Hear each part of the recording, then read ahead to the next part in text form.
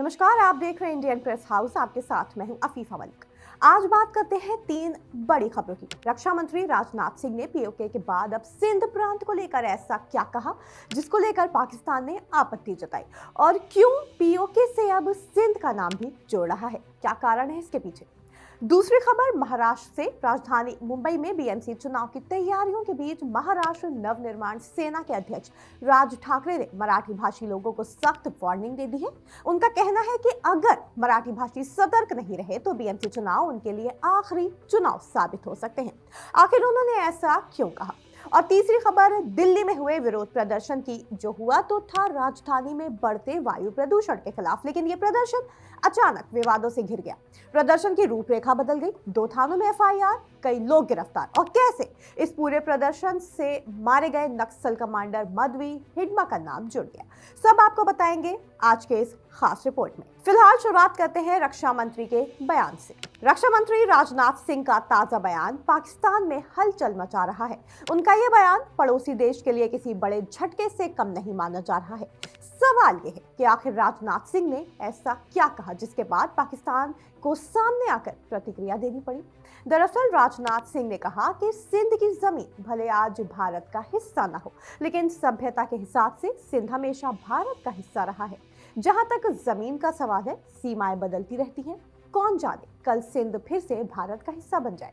उनके इस बयान पर पाकिस्तान ने कड़ी प्रतिक्रिया दी है। पाकिस्तान के विदेश मंत्रालय ने भारतीय रक्षा मंत्री की टिप्पणी को भ्रम से भरी और खतरनाक बदलाव की मांग करने वाली बताते हुए इसकी कड़ी निंदा की है। जानकारी के मुताबिक रक्षा मंत्री राजनाथ सिंह ने दिल्ली में आयोजित सिंधी समाज सम्मेलन में कहा था कि उनकी पीढ़ी के सिंधी हिंदुओं ने आज तक 1947 में सिंध के पाकिस्तान में शामिल होने को पूरी तरह नहीं माना। उन्होंने कहा कि सिंध सभ्यता के लिहाज से हमेशा भारत का हिस्सा रहा है और भविष्य में सीमाएं बदल भी सकती हैं, इसलिए यह संभव है कि सिंध फिर से भारत में शामिल हो जाए। अपने संबोधन में उन्होंने कहा कि लाल कृष्ण आडवाणी ने अपनी किताब में उल्लेख किया है कि सिंधी हिंदू, खासकर उनकी पीढ़ी के लोग, अब तक सिंध के भारत से अलग होने को पूरी तरह स्वीकार नहीं कर पाए हैं। वहीं अब पाकिस्तान के विदेश मंत्रालय ने अपनी तरफ से आधिकारिक बयान जारी कर इस बयान की कड़ी निंदा की है। मंत्रालय का कहना है कि राजनाथ सिंह का बयान अंतर्राष्ट्रीय कानूनों का उल्लंघन है। पाकिस्तान ने नाराजगी जताते हुए इस बयान को बेबुनियाद बताया है। साथ ही कहा कि 1947 के बाद से सिंध पाकिस्तान देश का बेहद अहम प्रांत है। यह पाकिस्तान का तीसरा सबसे बड़ा सूबा है और इसकी राजधानी कराची देश का महत्वपूर्ण आर्थिक केंद्र है। पाकिस्तान के मुताबिक सिंध को भारत में शामिल होने की बात करना सिर्फ क्षेत्र में तनाव पैदा करने की कोशिश है और इससे हर कीमत पर बचा जाना चाहिए। पाकिस्तान ने इस विवाद में कश्मीर मुद्दे को भी शामिल किया। मंत्रालय ने कहा कि भारत को यूनाइटेड नेशंस सिक्योरिटी काउंसिल के प्रस्तावों के तहत कश्मीर मुद्दे के समाधान की दिशा में कदम उठाने चाहिए। पाकिस्तान ने दावा किया कि वो अंतर्राष्ट्रीय नियमों के आधार पर भारत के साथ विवादों को शांतिपूर्ण तरीके से सुलझाने के लिए तैयार है, लेकिन अपनी सुरक्षा और स्वतंत्रता की रक्षा के लिए भी पूरी तरह से तैयार है। हालांकि रक्षा मंत्री राजनाथ सिंह सिंध को पास लेने से पहले पाकिस्तानी कब्जे वाले कश्मीर यानी कि पीओके को भी वापस लेने की बात कह चुके हैं। सितंबर 2025 में रक्षा मंत्री मोरक्को गए थे। वहां पर भारतीय समुदाय से बातचीत के दौरान उन्होंने कहा था कि पाकिस्तान के कब्जे वाला कश्मीर यानी कि पीओके भारत को बिना किसी आक्रामक कदम के मिल जाएगा। उन्होंने इस बात पर जोर देते हुए कहा कि पीओके में लोग खुद आवाजें उठाने लगे हैं और आजादी की मांग कर रहे हैं। वहीं दूसरी तरफ ऑपरेशन सिंदूर के दौरान भी इस मुद्दे पर खूब चर्चाएं हुई थी और कुछ विशेषज्ञों ने कहा भी था कि भारत को आगे बढ़कर पीओके का हिस्सा वापस लेना चाहिए। रक्षा मंत्री राजनाथ सिंह ने यह भी कहा कि हालात खुद इस दिशा में बदल रहे हैं। बहरहाल एक बार फिर राजनाथ सिंह ने बड़ा दावा किया है। क्या इस दावे के पीछे कोई रोड मैप भी बन चुका है और कब तक पीओके और सिंध को भारत में मिलाया जाएगा, यानी कि ये डेडलाइन क्या होगी, इस पर अभी रक्षा मंत्री ने कोई टिप्पणी नहीं की है। अब बात करते हैं महाराष्ट्र की सियासत की। राज्य में बीएमसी चुनाव को लेकर माहौल गर्म है। पार्टियां अपनी अपनी तैयारियों में जुट गई हैं। राजधानी मुंबई में बीएमसी चुनाव को लेकर सियासी सरगर्मियां तेज हो चुकी हैं। वहीं महाराष्ट्र नवनिर्माण सेना के अध्यक्ष राज ठाकरे ने एक ऐसा बयान दिया है जिसके बाद उनको इस बयान को मराठी भाषी लोगों के लिए एक चेतावनी के तौर पर देखा जा रहा है। दरअसल राज ठाकरे ने मराठी भाषी लोगों को सतर्क रहने के लिए कहा, कुछ इस तरह कि अगर उन्होंने ऐसा नहीं किया तो कहीं होने वाला चुनाव उनके लिए आखिरी ना हो। उन्होंने कहा कि अगर मराठी भाषी सतर्क नहीं रहे तो बृहन मुंबई महानगर पालिका चुनाव उनके लिए आखिरी चुनाव साबित हो सकते हैं। मानसी कोकर महोत्सव के उद्घाटन समारोह को संबोधित करते हुए राज ठाकरे ने पार्टी कार्यकर्ताओं से अपील की। अपने संदेश में उन्होंने कहा कि अपनी सतर्कता कायम रखिए, वरना नुकसान निश्चित है। अगर आप सतर्क नहीं रहे तो आने वाला बीएमसी का चुनाव मराठी मानुष के लिए आखिरी चुनाव होगा और इसके परिणाम दूरगामी होंगे। उन्होंने कहा कि एक बार मुंबई हमारे हाथ से निकल गया तो हम कुछ नहीं कर पाएंगे। अगर मुंबई हमारे हाथ से निकल गई तो ये लोग तबाही मचा देंगे। हालांकि इस दौरान राज ठाकरे ने किसी का भी नाम नहीं लिया। राज ठाकरे ने यह भी कहा कि बेपरवाह मत रहो, वोटर लिस्ट चेक करो, अपने आसपास नजर रखो। जिस तरह से पॉलिटिक्स चल रही है, वोटर लिस्ट पर नजर रखो। वोटर असली है या नकली, इस पर आपका ध्यान जरूरी है। उन्होंने ये भी कहा कि आने वाला Mumbai municipal corporation election Marathi लोगों का आखिरी इलेक्शन होगा। राज ठाकरे ने कहा, अगर हम लापरवाह रहे तो यह हमारे हाथ से निकल जाएगा। अब सवाल यह है कि एक तरफ महाराष्ट्र में मराठी और गैर मराठी विवाद हर गुजरते दिन के साथ गहरा रहा है। मराठी ना बोलने और बोल पाने पर भिड़ंत की खबरें, नोकझोंक की खबरें, गुस्सा गर्मी अलग अलग वक्त पर सुनने में आ रही हैं। ऐसी खबरें ऐसा बीते कुछ महीनों से हो रहा है जहां महाराष्ट्र खास इस वजह से सुर्खियों में है। वहां रह रहे लोगों में तनाव की स्थिति बन जाती है।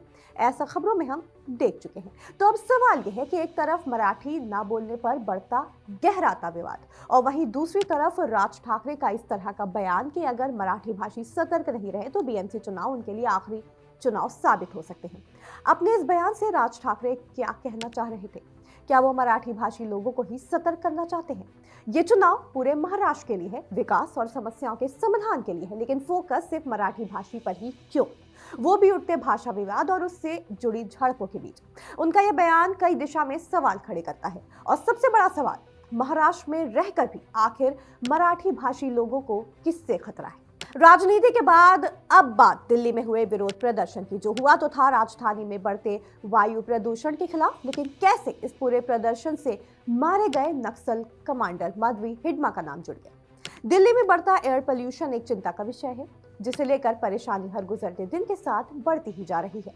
लगातार विरोध प्रदर्शन भी हो रहे हैं, लोग चिंतित हैं, सवाल उठ रहे हैं और दिल्ली शहर और दिल्ली वासियों के लिए यह एक बड़ी समस्या भी है। लेकिन ये प्रदर्शन अचानक विवादों से कैसे घिर गया? दिल्ली में एयर क्वालिटी में लगातार गिरावट के विरोध में इंडिया गेट के सी हेक्सागन पर एक प्रदर्शन देखते ही देखते अलग स्थिति में पहुंचता हुआ नजर आया।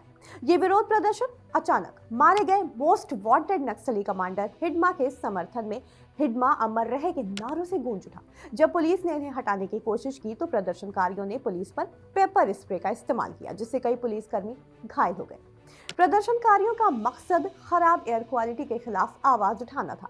प्रदर्शनकारी नाराजगी जता रहे थे और सुधार के लिए आवाज बुलंद कर रहे थे। हालांकि कुछ देर बाद इस विरोध प्रदर्शन का पूरा नजारा बदल चुका था, क्योंकि यहाँ पर प्रदर्शनकारी एक ऐसा नाम लेने लग गए थे जो एक लंबे वक्त से पुलिस के निशाने पर था। प्रदर्शनकारी अपने साथ नक्सली कमांडर माधवी हिडमा के नाम लिखी तख्तियां और पोस्टर लेकर पहुंचे। उन्होंने मारे गए नक्सली कमांडर हिडमा के पक्ष में जमकर नारेबाजी भी शुरू कर दी थी। प्रदर्शन में शामिल लोगों ने मारे गए नक्सली कमांडर माधवी हिडमा के पोस्टर लहराए। इतना ही नहीं, पोस्टरों में हिडमा की तुलना आदिवासी स्वतंत्रता सेनानी बिरसा मुंडा से की गई। उन्होंने पोस्टर पर भी माधवी हिडमा को लाल सलाम जैसे नारे लिखे। रिपोर्ट्स के मुताबिक एक प्रदर्शनकारी के पोस्टर पर लिखा था, बिरसा मुंडा से लेकर माधवी हिडमा तक हमारे जंगलों और पर्यावरण का संघर्ष जारी रहेगा। हालात बिगड़ते देख पुलिस टीम ने प्रदर्शनकारियों को जगह से हटाने का निर्देश दिया। रिपोर्ट्स के मुताबिक प्रदर्शनकारियों ने पुलिस के निर्देशों का पालन नहीं किया और नारेबाजी जारी रखी। जब पुलिस बल प्रदर्शनकारियों को वहां से हटाने लगा तो प्रदर्शनकारियों ने पुलिस की टीम पर पेपर स्प्रे का इस्तेमाल किया। देखते ही देखते पूरा नजारा अब तक बदल चुका था और पुलिस प्रदर्शनकारियों के बीच हल्की झड़प हो गई। पेपर स्प्रे किए जाने से 3 से 4 पुलिसकर्मी घायल हो गए, जिसके बाद उन्हें राम मनोहर लोहिया अस्पताल में भर्ती कराया गया। दिल्ली पुलिस ने इस मामले में 2 थानों में एफआईआर दर्ज की है। पुलिस ने इस मामले में लगभग 23 प्रदर्शनकारियों को गिरफ्तार भी किया है और उनसे पूछताछ की जा रही है। रिपोर्ट्स के मुताबिक प्रदर्शनकारियों के हिंसक व्यवहार और पुलिस बल पर हमले को लेकर उनके खिलाफ सख्त धाराओं में मामला दर्ज किया जाएगा।